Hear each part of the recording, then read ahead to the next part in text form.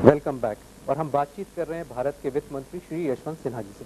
मैंने आपको इंटरप्ट किया था बातचीत में, आप टैक्स कंप्लायंस और जो रेवेन्यू डिपार्टमेंट है उसकी फ्रेंडलीनेस की आप बातचीत कर रहे हाँ, तो मैं आपसे कह रहा था कि टैक्स एडमिनिस्ट्रेशन को भी, प्रशासन को भी मित्रता के भाव से ही चलना होगा, ऐसी व्यवस्था भी हम कर रहे हैं। और इसलिए टैक्स पेयर को सरकारी दफ्तरों में नहीं जाना पड़े, बल्कि सरकारी दफ्तर चलकर टैक्स पेयर के पास जाएं, ये व्यवस्था भी हम करने जा रहे हैं।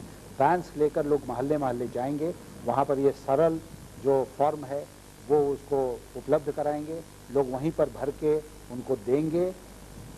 पैसे की व्यवस्था कैसे जमा होगी ये हम करेंगे, और फिर वो कलेक्ट करके वापस लेकर आएंगे। इस प्रकार की व्यवस्था दुनिया के कई देशों में है, और बहुत सारे लोग इसके चलते टैक्स नेट के भीतर आते हैं और स्वेच्छा से टैक्स देते हैं। वह वातावरण हमें इस देश में पैदा करना पड़ेगा, और टैक्स डिपार्टमेंट जो है वो हमारा दुश्मन है, ये मन से बात निकालनी पड़ेगी। और टैक्स एडमिनिस्ट्रेशन को अपने मन से इस बात को निकालना पड़ेगा कि हर नागरिक चोर है, वो टैक्स बचा रहा है। इन दोनों के बीच का रास्ता वही है जो मैंने इस बजट में निकालने की कोशिश की है। हैं। सवाल तो बड़ा हाइपोथेटिकल है वैसे, लेकिन फिर भी अगर मैं आपसे जानना चाहूँ कि आपको क्या उम्मीद है, कितना % टैक्स इस तरीके के उपायों से बढ़ सकता है इस देश में? नहीं, मैं समझता हूँ कि हम दुगना तिगुना करेंगे। देखिए, इसके साथ साथ मैंने और कई उपाय किए हैं। मैंने एक तो 1/6 वाला एक नया हिसाब किया है कि अगर आपके पास टेलीफोन है, आपके पास मकान है, आपके पास गाड़ी है, आपके पास क्रेडिट कार्ड है, आपके पास कोई बहुत एक्सपेंसिव क्लब का मेंबरशिप है इत्यादि, तो आपको निश्चित रूप से एक भी अगर इसमें कोई चीज़ है तो आपको टैक्स का फॉर्म भरना पड़ेगा। और अगर आप टैक्स नेट में नहीं हैं तो आपको बताना पड़ेगा कि मैं टैक्स देने का जवाबदार नहीं हूँ, लेकिन टैक्स भर के एक दफ़ा इसको बताना पड़ेगा। दूसरी बात कि मैंने ये कहा है कि बहुत सारे अभी ये होते हैं खरीद फरोख्त। जैसे आपने कोई एक कीमत की गाड़ी खरीदी, आपने कोई प्रॉपर्टी खरीदी, आपने कोई पेमेंट किया, आपने कोई शेयर खरीदे, तो इसमें मैं ये कह रहा हूँ कंपल्सरी कि आपको अपना इनकम टैक्स का परमानेंट अकाउंट नंबर या GIR नंबर उसमें डालना पड़ेगा। यदि आपके पास नहीं है, बहुत से लोग क्या करते हैं, आपके पास पैसे हैं, आप अपने नाम पर नहीं खरीदना चाहते तो आप अपने रसोइये के नाम पर खरीद लेते हैं, आप अपने नौकर के नाम पर। बेनामी ट्रांजैक्शन इसमें हम पकड़ेंगे, क्योंकि अगर कोई इस प्रकार का ट्रांजैक्शन हुआ और उसमें हम पाते हैं कि कोई GIR या पैन नंबर नहीं है, तो फिर हम जांच करेंगे कि भाई ये किसने खरीदा, उसके पास ये पैसे कहाँ से आए। कोई 7 लाख, कोई 5 लाख की गाड़ी खरीद लेता है, तो हम पूछेंगे भाई कहाँ से तुम्हारे पास पैसे आए। तो उस तरफ से भी हम एक टाइटनिंग कर रहे हैं ताकि हम टैक्स नेट के भीतर लोगों को लाएं। लेकिन मुझे पूरा विश्वास है, भरोसा है कि हमारे देश के जो नागरिक हैं वो स्वयं आगे बढ़ के, अब चूंकि ये सारी व्यवस्था बहुत सरल हो गई है, इसलिए वो स्वयं आगे बढ़कर जो टैक्स दे है उस टैक्स का की पूर्ति करेंगे। आपने इम्पोर्ट पे टैक्स लगाया आज, और शायद इसलिए क्योंकि डोमेस्टिक इंडस्ट्री को कुछ ज़्यादा कॉम्पिटिटिवनेस मिले, लेवल प्लेइंग फील्ड मिले। लेकिन ऐसा कुछ नहीं लगता आपको कि जो इस पिछले 2 महीनों में जो रुपये की डिवैल्यू हुई है वो, और मतलब उसको अपने आप में काफ़ी था इंपोर्ट्स को रोकने के लिए? नहीं, मैं नहीं मानता हूँ। पहले तो देखिए, रुपए का जो पिछले दिनों में रुपए के मूल्य में जो गिरावट आई है वो सिर्फ डॉलर की तुलना में आई है।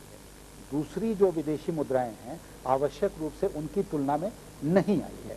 हम अगर कोई सामान भेजते हैं यूनाइटेड किंगडम को, जर्मनी को, तो हमें जर्मन मार्क में या ब्रिटिश पाउंड में पेमेंट मिलता है, तो इसलिए उससे लाभ सबको एक तरफ का मिलेगा, ये पहली बात सही नहीं है। दूसरी बात कि जो जिन कठिनाइयों का सामना देश के उद्योगों को करना पड़ रहा है, हमारे पास बिजली की दरें क्या है, हमारे पास इंटरेस्ट रेट कितना ऊंचा है, उसमें उसका भी ध्यान मैंने नहीं दिया है। इसमें मैंने सिर्फ कहा है कि जो सेल्स टैक्स लगता है, जो दूसरे प्रकार की ड्यूटियां लगती हैं, ऑक्ट्रॉय लगता है, उसका हमें कहीं ना कहीं उपाय करना पड़ेगा ताकि ये लेवल प्लेइंग फील्ड बन सके।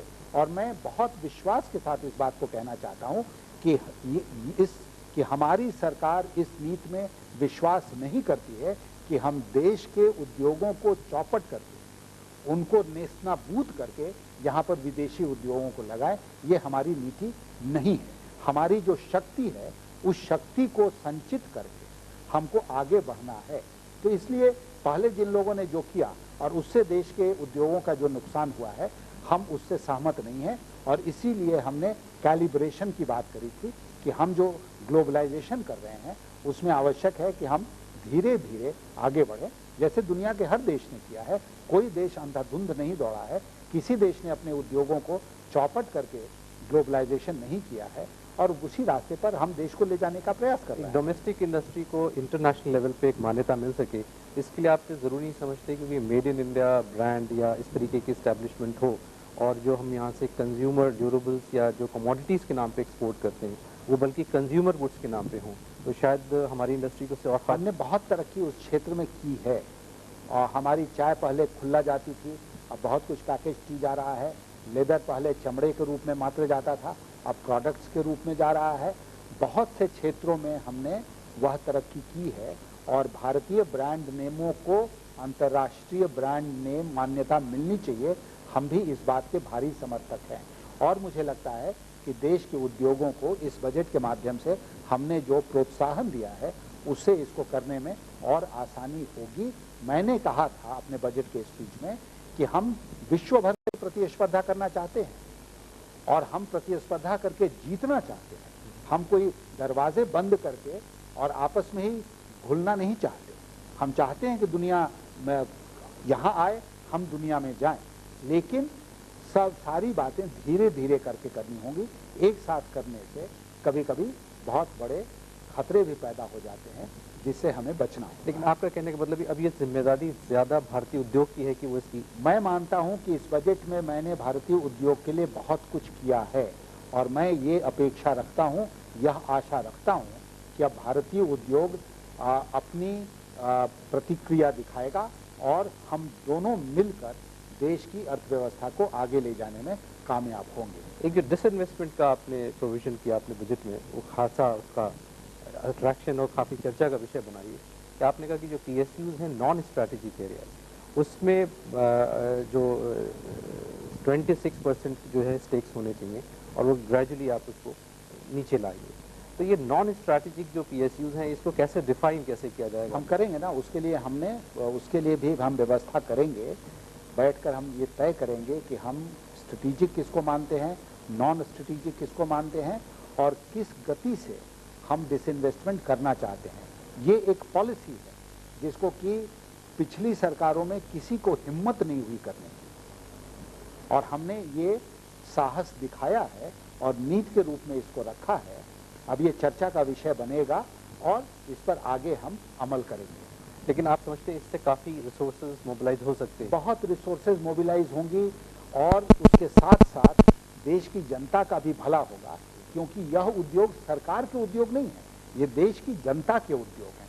पब्लिक सेक्टर का मतलब ये नहीं हुआ कि वो किसी मंत्रालय का मालिकाना हक उस पर है, वो देश की जनता का मालिकाना हक है और हम देश की जनता को उसका शेयर बेचकर और देश की जनता को उसका मालिक बनाना चाहते हैं। तो हम ज़्यादा डेमोक्रेटिक उसको बनाना चाहते हैं, ज़्यादा ब्रॉड बेस्ड बनाना चाहते हैं और उससे उसकी क्षमता का भी विकास होगा, वो ज़्यादा प्रतिस्पर्धा में सक्षम होगा और इस तरह जनता की सेवा दूसरे ढंग से भी होगी। एक जो सबसे ज़्यादा एक्सपेक्टेशंस थी आपके बजट से, स्वदेशी के बजट के नाम पर, कि जो गवर्नमेंट का जो वेस्टफुल एक्सपेंडिचर है उसके बारे में आपको सख्त कदम उठाएंगे, बट आपके बजट से ऐसा लग नहीं रहा कि कोई वेस्टफुल एक्सपेंडिचर जो सरकार का है उसको कम करने की कोशिश। देखिए, इसके बारे में बहुत प्रकार की भ्रांतियाँ हैं और मैं आपसे कहना चाहता हूँ कि सरकार निरंतर प्रयत्नशील है वेस्टफुल एक्सपेंडिचर को रोकने के लिए। किसी एक बजट का मामला ये नहीं है, हमारे पास संचिकाएं आती हैं, उन संचिकाओं में हम लगातार इस बात को देखते हैं कि इस पद की स्वीकृति दी जाए या न दी जाए, इस व्यक्ति को बाहर जाने दिया जाए, विदेश जाने दिया जाए, न जाने दिया जाए। जो खर्चे का हमारे पास जो खर्चे के प्रस्ताव आते हैं उसकी बड़ी कड़ी समीक्षा की जाती है। तो ये एक बजट का सवाल नहीं है, ये लगातार चलने वाली एक प्रक्रिया है और मैं ये बहुत विश्वास के साथ कह रहा हूं कि इस बजट में मैंने खर्चे के ऊपर बहुत ज़बरदस्त नियंत्रण रखा है और इसीलिए खर्चा उस अनुपात में नहीं बढ़ा है जिस अनुपात में मैंने विकास के ऊपर खर्चा बढ़ाया है। धन्यवाद यशवंत सिन्हा जी। अभी हम चर्चा कर रहे थे वित्त मंत्री श्री यशवंत सिन्हा से, जिन्होंने बजट पे हमको और जानकारी दी।